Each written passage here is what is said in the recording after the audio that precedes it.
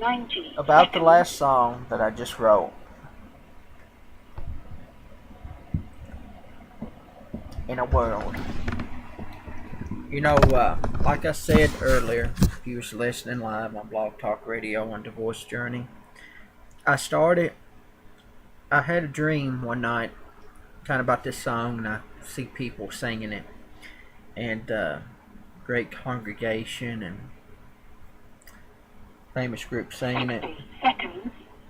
And so if you like that song, don't listen to just what I was saying, but just listen to the words of it. And if you would like to record that song, get a hold of me on Facebook / Pastor Billy Higdon or Prayer Line CWD, or you can get a hold of me here on YouTube. The verses are spoken and the chorus is sung, but my favorite verse is the very last one. We are all on a journey in this life. Where this road leads you is all up to you. You can decide to wallow in your self-pity and admit defeat. And when time passes by, wake up in hell no matter how many times you cried, Lord, Lord. It won't matter on that day if your heart ain't right with the Lord. Or you can decide to rise above the ashes, realize that you're truly overcomers of our testimonies, and encourage someone else along the way. Giving God our problems, and with our eyes fixed on Him, walk proudly through this journey. And when death walks by, say, God, I'm ready to come home. That's what we need to say tonight, is we are ready to come home.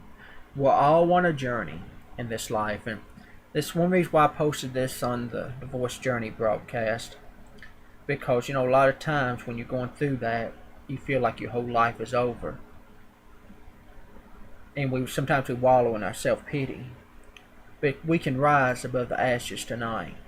I've risen above the ashes, and so can you.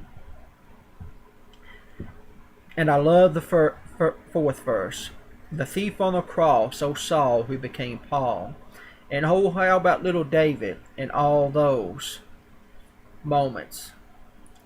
All those had their moments and had their past, but amidst their busy life, like so many other great prophets of old, took time out of their busy life to repent of their doings. The thief on the cross met with the Lord on the cross and was truly sorry for what he had done.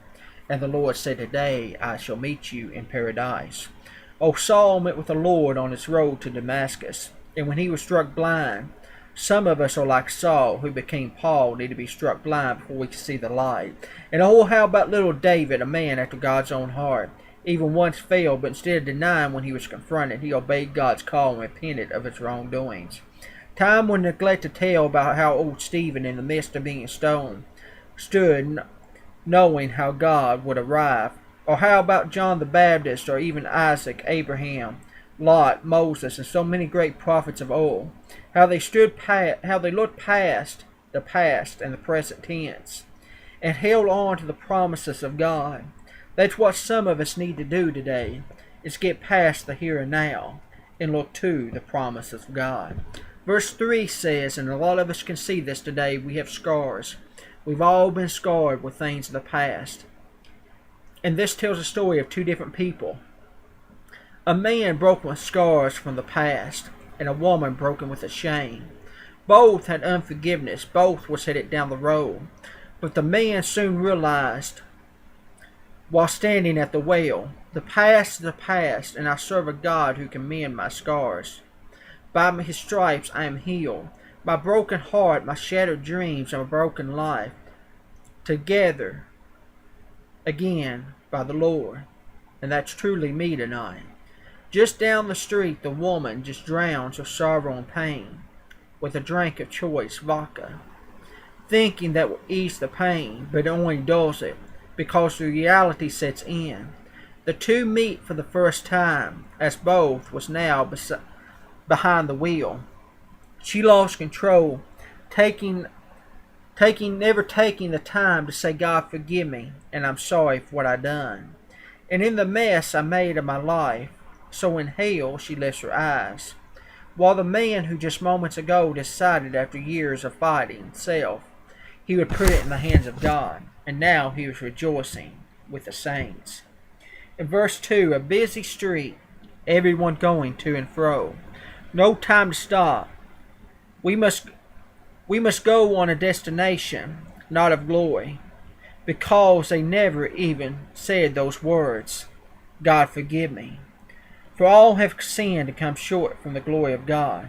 But the time is to repent is now, and we have no promise of tomorrow or even the next second. When death walks by, taking them one by one, they lift their eyes in hell because they had no thought of tomorrow, and they are just living for the now instead of the hereafter. In verse 1, a homeless man lies on the street. The banker had no time to even greet him with a smile. In this world, there are those less fortunate than us. It doesn't make them not human. We ought to reach out a helping hand. That humble beggar just asked for the crumbs for the baker's bread. But he is just too busy to even notice or even care that one day they face death. One reaches heaven, the other reaches hell. One who suffered is now rejoicing, eating from the master's table, while the other that had everything is now just begging for the tip of water for his tongue. And here's the chorus. The chorus is sung, the verses are spoken. In a world that's moving just way too fast, what are you going to do when death walks by? Will you be ready, or will you be trying to deal? There's no time for deals when your time has come. In a world we are living in are just moving way too fast. No time to say hello to that gentle homeless man on the street. No time to smell the roses or the gentle morning dew. In a world moving just way too fast, we need to stop once in a while to smell the roses.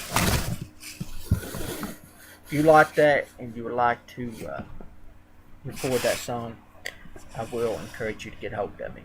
I would like to see that one more than any reach.